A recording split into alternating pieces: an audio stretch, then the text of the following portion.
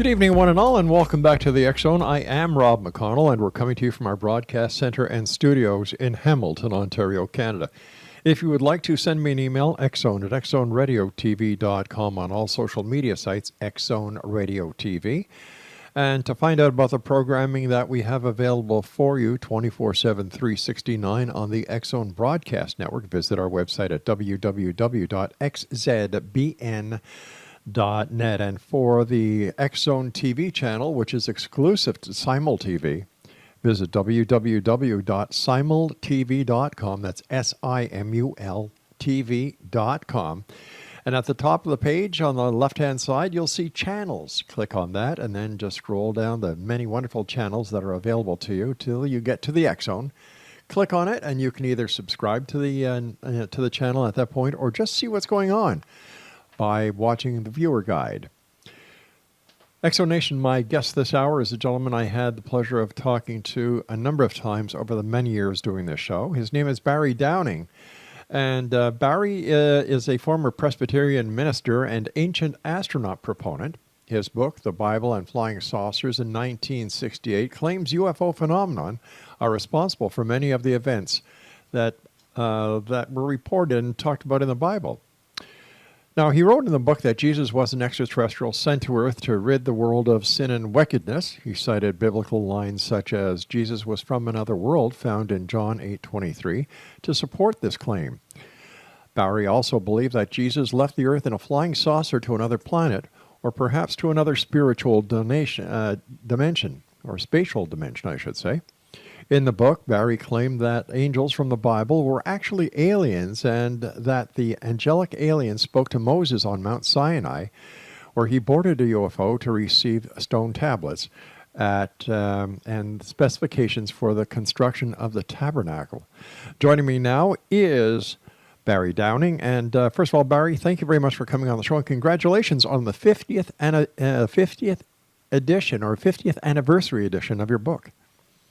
Yeah, glad that I lived to see it. So here we are. Here we are. Barry, where did your interest in UFOs and the biblical connection come from? Well, I started reading Donald Kehoe books when I was in high school, and that would have been in 1955, thereabouts. And then I majored in physics in college and had some interest in UFOs then, but then went on to seminary. Right. And while I was in seminary, the conflict between science and religion became clearer. One of my professors said, nobody today believes in the ascension of Jesus, do they? And if he didn't ascend to heaven, we may suppose his bones lie buried somewhere in the Middle East, which means right there he'd wiped out two key parts of the Christian faith, the resurrection of Jesus and the ascension. And the reason that he gave for doubting these things is that biblical people believed in a three-decker universe.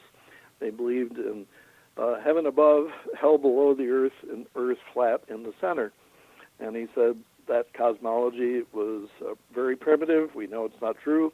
Since Copernicus, we know that the sun is the center of the solar system, not the earth, and that the earth goes around it and so on. And the earth rotates on its axis. So when you get right down to it, you can't say heaven is up because there is no up, or everywhere is up. That kind of blew my mind, if you want to know the truth, because I thought that believing in the resurrection and the ascension of Jesus and our hope for going on to the heavenly world where he is were key parts of the Christian faith. And here I was, a senior in seminary, and what was I going to say at a funeral, you know? Yeah. You know, we used to believe that when Grandma died, she was going to go off and join Jesus. Now we have to say, well, that was primitive thinking. Now Grandma's just dead, and there you are, you know. That didn't appeal to me. So I decided to go on and do graduate study in science and religion at the University of Edinburgh. And to shorten it a bit, by the time I was in my third year PhD studies, I hit on the idea that maybe the angels in the Bible are what we now think of as extraterrestrials or space beings. And maybe they used spacecraft for travel. They didn't fly with wings. In fact, I was sure that the wings in a lot of our Christian paintings were put on by artists in order to explain how they could get from heaven to earth or whatever. And we knew that that wasn't going to work.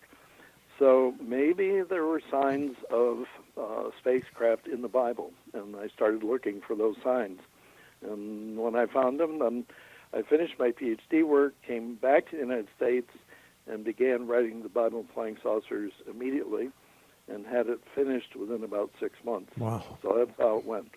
You know, Barry, over the many years that I've been doing this show, I have to say it was you who opened my mind to the possibility that, in fact, extraterrestrials and the Bible have a very serious connection. And while I was thinking about what you had written in your book and the conversations that we've had, Genesis, where it says, "And God said, let us create man in our image." That always perplexed me in my younger days. But when I read your book and when you and I talked, it all made sense. Well, wait a minute. If there are these angels, if there's this, that, and the other thing, where does it say that there cannot be one God who is the head honcho and other gods that or other beings like angels, guardian angels, and the ranking throughout the angelic realm to quantify this belief? Like, it all makes sense if you really sit down and take the time to think about it. Yeah, I don't know where this is all going to go. I don't know who you're, listening to from the UFO field now, but just in the last 2 years, a lot of things are happening. Mm-hmm. I don't know how much it's going to open up. But once you put aliens flying in our skies, and once you project the possibility they've been around not just for 100 years or 1,000 or maybe 10,000, then you have to suppose that beings with advanced genetic abilities may have shaped the biology of the Earth all the way along, including the development of humans. And so my take on making humans in God's own image, right. I see two dimensions to that, okay? One is that I am basically, the real me that's with you now is invisible, meaning the consciousness of myself. And my body makes the inner me more visible. My voice makes me more hearable, of course. But the essence of God is invisible, so that the essence of God is a lot like myself in some ways, that the better part of myself I can't even see. But I think the other side of it is that when we see the stories in the Bible of some of the angels, yeah, they look very human. Mm-hmm. And so my guess is that whoever the aliens are that look very human, according to, well, if you read Genesis chapter 18, three men approach Abraham and his wife, Sarah, and tell them they're going to have a baby. Right. They don't really think it's possible. But these three beings are referred to as the Lord. Now, is one of the three the Lord, or are they the Lord altogether? What is this? But in any case, I would say that we need to see the angelic realm mm-hmm. as perhaps having had a direct role in the formation of life on earth, including human life. And the angels may indeed have made us in their own image, meaning that they look very human, and therefore Sure. we look the way we do. But Barry, how do we know, and I'm going to play the other side of the coin here, how do we know that what is written in the Bible is anything else but folklore, legend? We don't. However, if you just take Exodus chapter 13 and mm-hmm. 14, okay, this is absolutely key part in my book. After the 10 plagues came upon Egypt, and Moses had been announcing the various plagues, the 10th one was Passover, mm-hmm. and the Jewish firstborn were killed. Yeah. Then the Jews left Egypt, and they were met when they finally got out of Egypt by a pillar of cloud. This is Exodus 13, verses 21 and 22. The Lord went before them by day in a pillar of cloud to lead them along the way, and by night in a pillar of fire to give them light. All right, Barry, we're going to have to take our commercial break. Please stand by. And Exxon Nation, when we come back, more of this interesting conversation with our very special guest this hour, Barry Downing. We're talking about Bibles and Flying Saucers this hour here in the X Zone. Barry is the author of the Bible and Flying Saucers. He wrote it originally in 1968, but there is a 50th anniversary edition that is available at Amazon.com. I'm Rob McConnell. The X Zone and I will continue with Barry Downing on the other side of this break. Don't go away.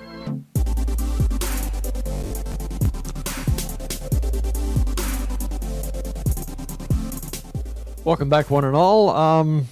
This is the X Zone. I am Rob McConnell. Barry Downing is my guest. He's the author of the Bible and Flying Saucers that was originally published in 1968, but here we are 50 years later, and there is a 50th anniversary edition that is available on Amazon.com. Now, before I get back to Barry, I'd just like to remind you that there are several great shows that we have for you here on the X Zone Broadcast Network, including A Different Perspective with Kevin Randall, Paranormal Stakeout with Larry Lawson, Know the Name, Know the Genius in You with Sharon Lynn Wyeth, Too Good to Be True with Justina and Peter Marsh, Mission Evolution with Gwilda Wiyaka, and Connecting with Coincidence with Dr. Bernie Beitman.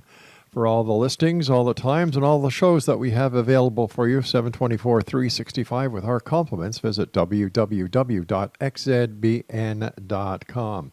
Barry, before we went to the commercial break, I believe you were just going to start telling us about the Exodus, where the pillar of smoke by day and a pillar of fire by night were leading the Israelites on their Exodus. Yes. Let me just add to your comment. You're at Devil's Advocate. Mm-hmm. If you look up Moses on Wikipedia, you will see one of the things it says is that most scholars now think Moses was a literary figure, like somebody in a Shakespeare play, like Hamlet. Sure. In other words, Moses never existed. So, there's skepticism about the reality of the Bible from beginning to end. And one of the things that, if we're looking at the possibility of disclosure, mm-hmm. I don't know whether you've had people like Richard Dolan on your show or not. Yeah, we've talked about disclosure, and I really don't think it's coming. I really don't. Well, all right, but if it did, see, mm-hmm. a lot of red faces, because suddenly you can have a reality that was active in the life of the earth for thousands of years, right? And they haven't landed and taken over directly, mm-hmm. but they've used what I call targeted intervention. And the Exodus is an example of targeted intervention. In other words, they picked the Jewish people to make a display, what I would call a religious display. They created a religion mm-hmm. that is alive to this day, and they did it through what I would call brute force, beginning with the plagues in Egypt, and then the pillar, cloud, and fire, I think, is what Eric von Daniken would call the chariot of the gods. All right, but let me ask you this, Barry. If we are being told now that Moses was just a player in a play, and that the credibility of the Bible is at stake, because if they lied about Moses, what else is fiction? What else are lies? Would not the faces also be red for those who really believe that disclosure is close, and within their lifetime, disclosure doesn't happen? I suppose that's true, but I think that there's enough disclosure now, so that at least the plausibility of the kind of things I'm saying are now seen to be possible. I mean, up until 2 years ago, mm-hmm. I think there wasn't enough indication of the reality of UFOs to make my work seem worthwhile. But where is that reality now, sir? I'm having a problem understanding what reality you see that UFOs are real. Well, have you seen the Nimitz stuff? Oh, yeah. Now, hold on here. With the Nimitz, there's a lot of controversy. It's once again, the biggest question that has not been answered by anyone is, why would you send unarmed jets to intercept an unknown target? There are so many holes in the Nimitz story. It happened in 2015. Here we are, 2014. No. This is 2004. All right, 2004. So why did it take so long for it to be disclosed if it was real? I think that, first of all these guys signed non-disclosure agreements. Right. And so they worry about losing their pension. Mm-hmm. I think behind this, the question is, why is it this is coming from the Navy and not the Air Force? Excellent point. Yes, and I think the answer is that there's interdivisional rivalry and that the Air Force has controlled most of the UFO information up till now, and all the Air Force pilots keep their mouths shut. I think that whatever was going on with the Nimitz thing, that the commander of the ship was really ticked, because if, we'll say, the UFOs that were being chased by our jets were made by us, if it's our advanced technology, then they were making fools of their jets, okay? And so I think that the Nimitz thing came out eventually because of interdivisional rivalry in the services. But in any case, we've got some kind of technology there that didn't just come out of nowhere. Even if it's our advanced stuff, I think we copied it somewhere. Why? Why would we have to copy it? Aren't we smart enough as a human race to develop this kind of hyperspace vehicle that this could be, or an advanced propulsion system that isn't out in full view yet? Are we not that smart? We sent a man to the moon without having to copy an extraterrestrial's propulsion system. See, but this is why I like the Pillar of Cloud and Fire, because that was not an Air Force project, okay? Okay. And it hovered over the Red Sea, and the Red Sea split into straight walls of water. You know, an anti-gravitational force would do that, and the Air Force didn't do it, okay? Okay, that's why I like. That's why I like. All right, I understand it's a great story, but there's no evidence, no proof that it actually happened. Up until there is, it's just a real good story, like many of the stories within the Bible. They all teach us a lesson. The way truth works, okay, is usually you pull many pieces together until you get a coherent piece. And I'm just saying, I think the coherent pieces are beginning to come together. We will see. Maybe you can have me back on in another couple of years. I'd love to, sir. I'd love to. I thoroughly enjoy talking to you. Yep. Let me read you this. Sure. Okay. This is from Exodus chapter 33. After Mount Sinai, they built the Tabernacle, which is the house of worship, and the Jews lived in their tents near the Tabernacle. And from verse 7 on in chapter 33, now Moses used to take the tent and pitch it outside the camp, far off from the camp, and he called it the tent of meeting. And everyone who sought the Lord would go out to the tent of meeting, which was outside the camp. Whenever Moses went out to the tent, all the people rose up, and every man stood at his tent door and looked after Moses until he had gone into the tent. When Moses entered the tent, the pillar of cloud would descend and stand at the door of the tent, and the Lord would speak with Moses. And when all the people saw the pillar of cloud standing at the door of the tent, all the people would rise up and worship, every man at his tent door. Thus the Lord used to speak to Moses face to face, as a man speaks to his friend. Now, any person going back in time and seeing this same scene would say there was a UFO hovering over the tent. It would move to a position just in front of the door of the tent, and some alien in the spacecraft would talk to Moses or this guy. That's how we'd read it now. Okay, so let me ask you, just give me a second here. When was the first mention of an angel in the Bible? Before Moses and the pillar of smoke and pillar of fire, or after that? Angels are named in Genesis chapter 19 directly. Okay, is it possible that in sometime the angelic reference or the angelic painting or description was a pillar of smoke or a pillar of fire, and then through time it changed to a person with wings? I guess I don't follow that very well. All right, look, let me just put it this way.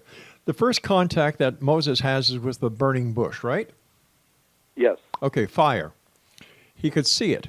Then there's the pillar of smoke, the pillar of fire. He goes up Mount Sinai, gets the tablets, come back down. Am I right? Right. Okay.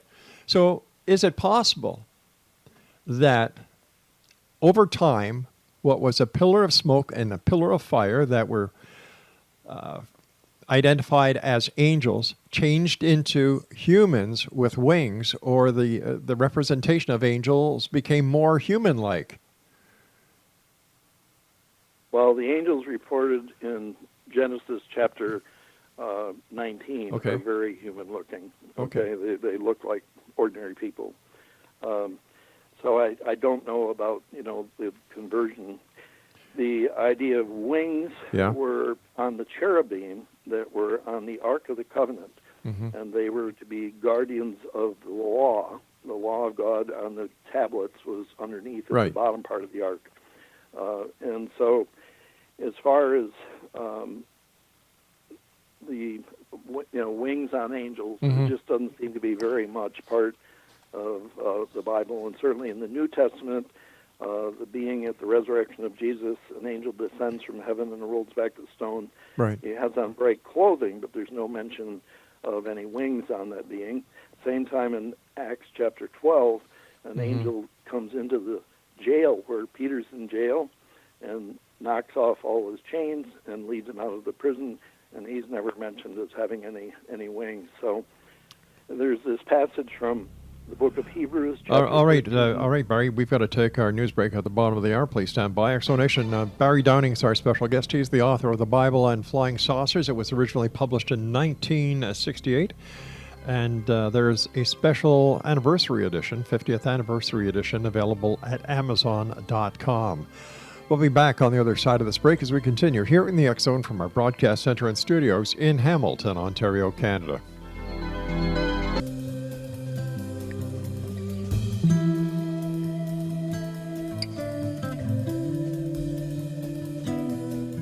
Barry Downing is our guest this hour. Explanation, if you'd like to get a copy of his book, The Bible and Flying Saucers, the 50th anniversary edition, it's available on Amazon.com.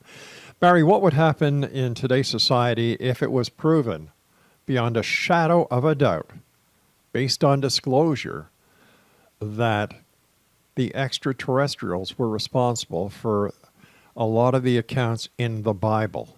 How would this affect religious philosophies around the world? Well, I would say it's earth-shaking, especially for Christians, Mm-hmm. probably for Jews also. I'm not so sure about Muslims. Muhammad thought that both Moses and Jesus were prophets, Right. and so any information that would link Moses and Jesus to extraterrestrials would presumably impact Muslim thinking, but beyond that, I don't know. I think that Hinduism, Buddhism, and so on would absorb this information with hardly a blink, okay? Yeah, So I agree. there's a big difference between Eastern religions in general, which focus more on meditation.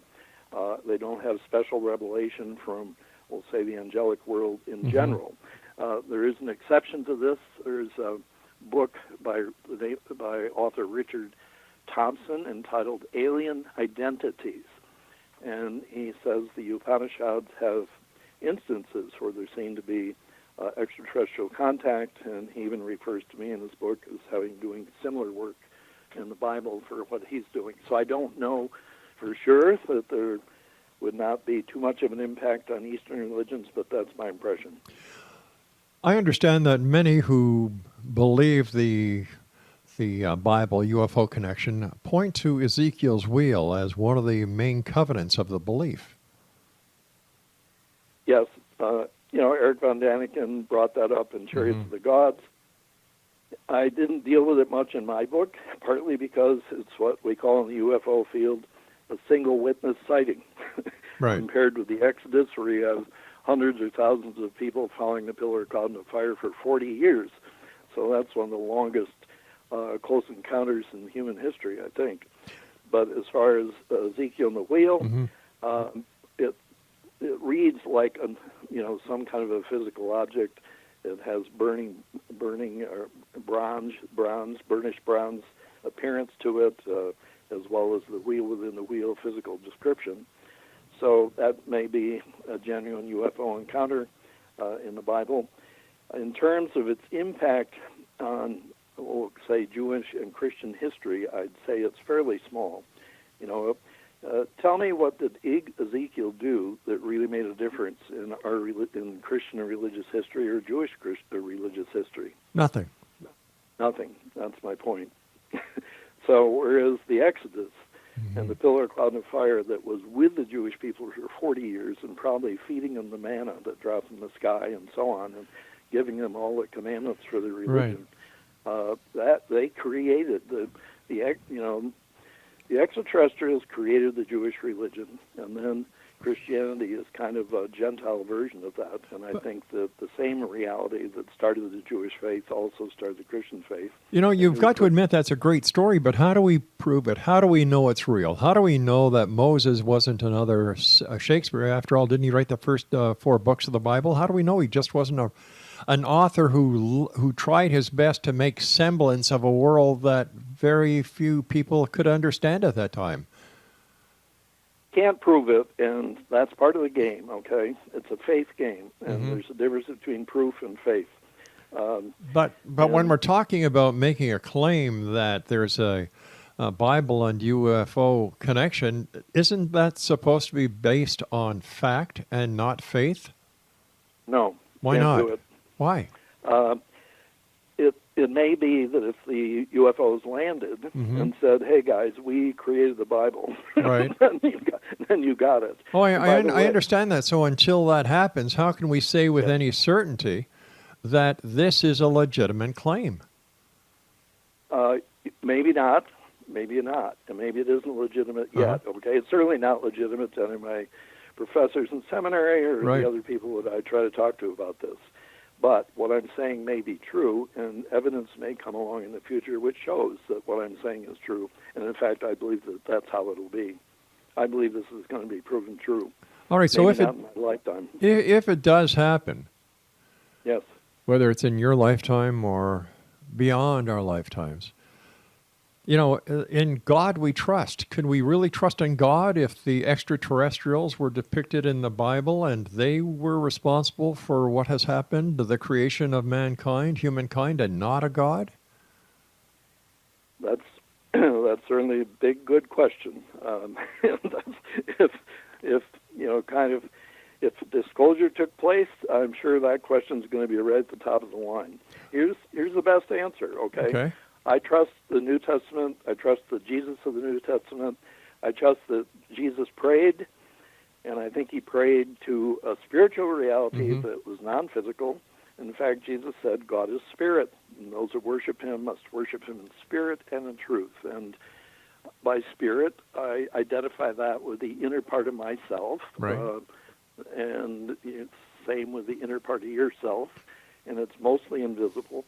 But at the same time, I see it as similar to, the dark matter of the universe. It's there. You can't see it. You can't get at it, but it's there. And so I think, for me, God is that kind of reality. Not, you can't get at it with instruments, but at the same time, it's a key part of what makes us alive.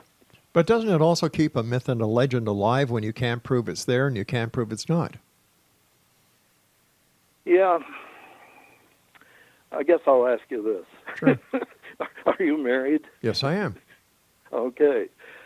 Did you know the marriage was going to work out when you said your vows? Yes, I did. Okay. On what basis?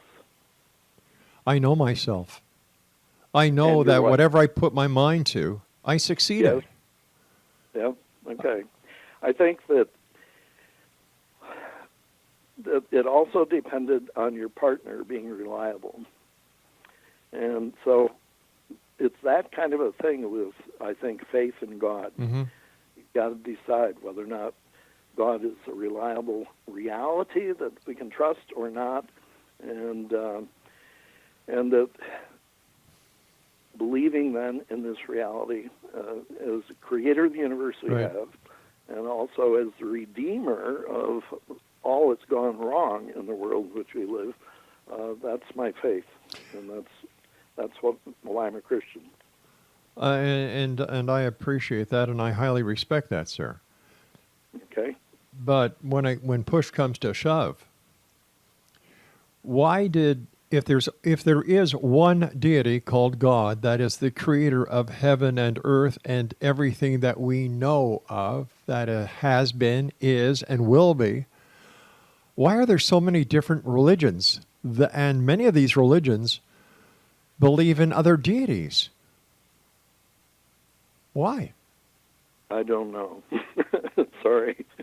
You know, certainly what happened with the coming of the God of the Jews is that there was tremendous aggression toward the reigning idolatry of the day. I mean, the Jews were told to break down the idols that the Philistines worshipped and this kind of thing, and the story of the Ark of the Covenant being stolen by the Philistines, and they carried this ark instead of down next to their god Dagon, and during the night Dagon fell over. Okay, you may or not want to believe that story, but in any case, the superiority of the God of the Jews is one of the things that's triumphed throughout the Old Testament, and in our time, we don't like that. We want all religions to be equal value. That's our version of political correctness. But don't we also have to say that the Bible was written by a Jew? So, of course, his God would be the victor. After all, we know that history is written by the winners. Yep. True enough.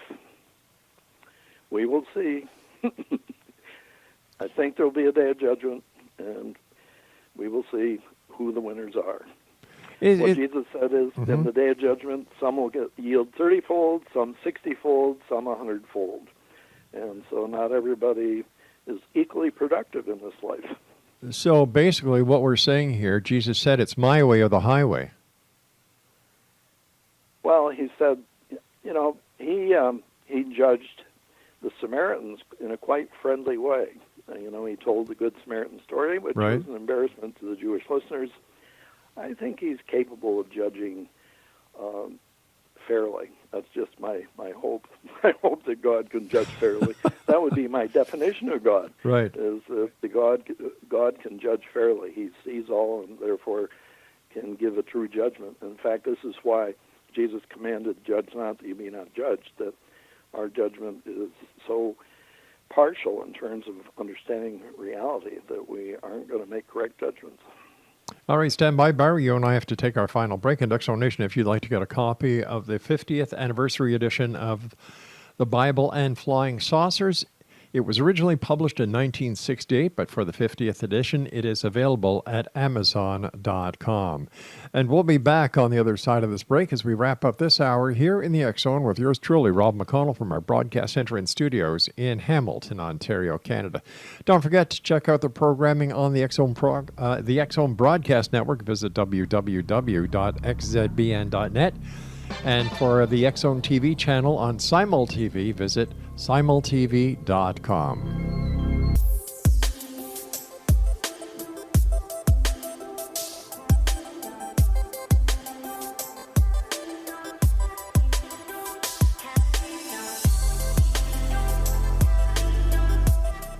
Explanation, Barry Downing is our guest, and we've been talking about Bibles and flying saucers this hour here in the X Zone. If you'd like to get a copy of the 50th anniversary edition of The Bible and Flying Saucers by Barry Downing, visit Amazon.com. Barry, why do you think that God only speaks to certain people and not the rest of his people? Why does he pick favorites? Yep, this is, I have a second book. It's called Biblical UFO Revelations. Okay. And it has an appendix. One of the appendix, it's about 50 pages long, is called UFOs, the Bible, and Targeted Intervention. In a way, this is a military concept. If you want to take out an enemy, you send in a drone or something like this. You don't have to march a whole enemy in. In a way, the destruction of the Twin Trade Towers is a very clever example of targeted intervention. I think that the Jewish Exodus is an example of targeted intervention. And, of course, when the voice of God came to Moses at the burning bush, this is further targeted intervention. Moses is the chosen one to be the spokesperson for God as the Exodus comes about. I think that in order for faith to really prosper, God has to be out of sight. I think God is too powerful in his essential being, so that he would overpower most humans if they got into too close contact with him. I think that the danger of the modern UFO situation is that our culture may not be able to handle direct contact with a superior culture. There's been, studies done about this. I think the Brookings Institute did a study, and they concluded if the government found out there were advanced cultures, they should keep it quiet because it would damage our ability to go on. It would hurt the ecosystem of the culture as a whole.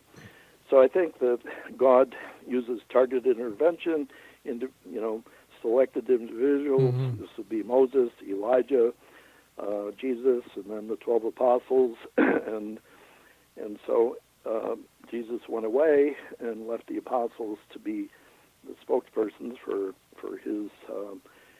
his understanding of what godliness is. So I think that we're better off getting the God word secondhand or third hand. It's just less intimidating. Sure. It gives us more freedom. We can doubt exactly the way you've described it, that the whole of the Bible may be myth or make-believe or whatever that. So, don't even bother taking God seriously if you don't want to. Well, the system is set up. I'm sitting here and my mind is thinking, well, wait a minute. Moses, the person who had this contact with God that lasted the longest, 40 years, he wrote the first 4 books of the Bible. Is it when did he have time to sit down with God and get all this information? Or is it possible that God, the word God, is actually the pen name of Moses?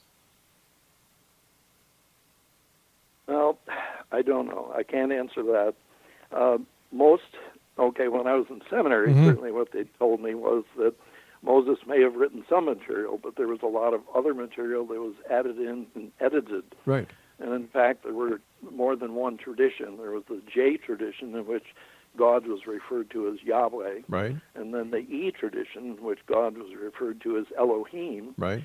And this is Elohim is a derivative of the Hebrew word El, which means power. Right. And I think that the Muslim name for God, Allah, is derived from the same Hebrew or Semitic root El, meaning power.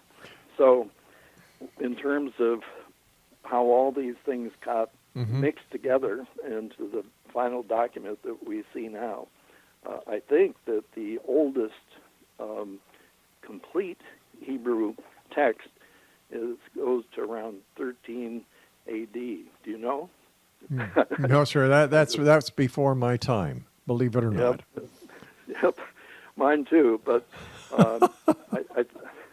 so there's a long history in terms of the way scholars try to figure out how the text is put together and how accurate it is and that kind of stuff.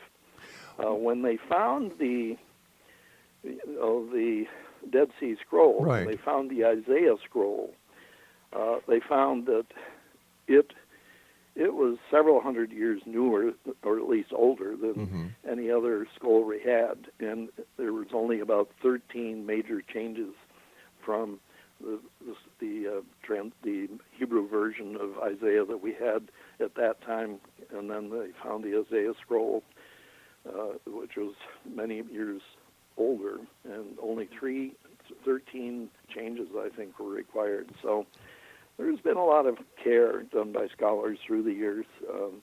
But isn't it true that in the olden days, before we had the printing press as well as the modern technology that we have today, books or anything that was deemed to be of importance, whether it was religious or educational, was copied over and over and over and over again by scribes?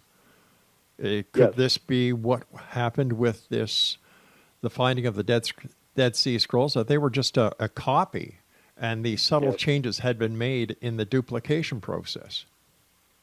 Yes, but they found that this old copy that Mm-hmm. was older than any previous copies was surprisingly true to the copy that we had at that time. So it's like you find Okay.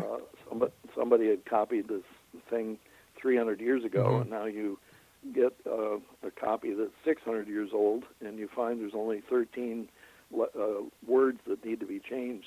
That's quite a bit of accuracy. Where do the Nephilim come into the picture?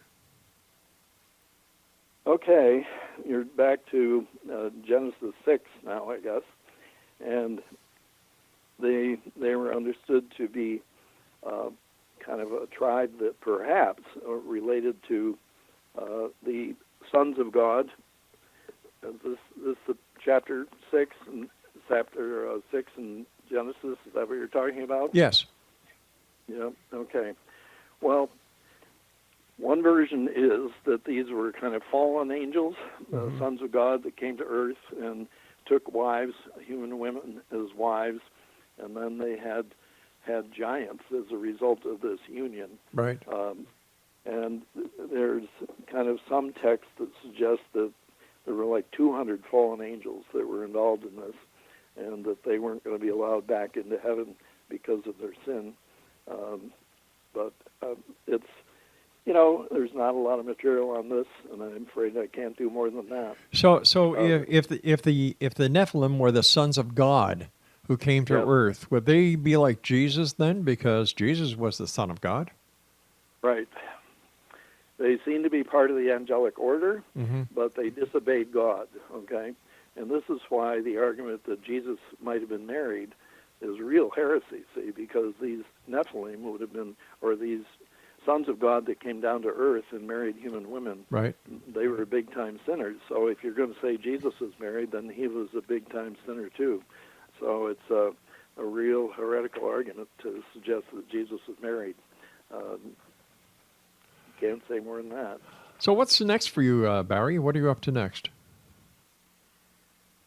I'm just going to wait and see if disclosure stuff really happens. Right. Well, if it really happened, Mm-hmm. if suddenly it broke out, religious leaders are going to have to deal with this. And it won't take too long before they start looking at things like the parting of the Red Sea from a different point of view.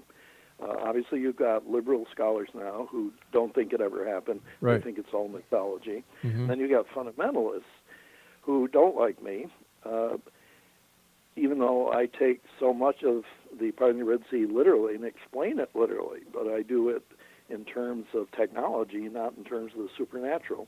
So fundamentalists maintain their belief in the Bible by basically baptizing the whole thing is inerrant from beginning to end, and therefore there can't be any errors in it, and therefore everything in it is true. But when I say, well, now wait a minute, it looks like the pillar of cloud and fire may have been some type of a spaceship, Mm-hmm. and it carried the angels. This is high stress for fundamentalists, and if you suddenly have disclosure in which the government says yes, the UFOs are there, flying saucers are there, spaceships are there, the aliens are there, and they've been here for thousands of years. We're sure of this. Or we've talked to them, and they said we've been here for thousands of years. Or we've talked to them, and they said, yeah, we brought about the biblical religion. Or they talked, or they can't talk Yeah. to them because they've never been here.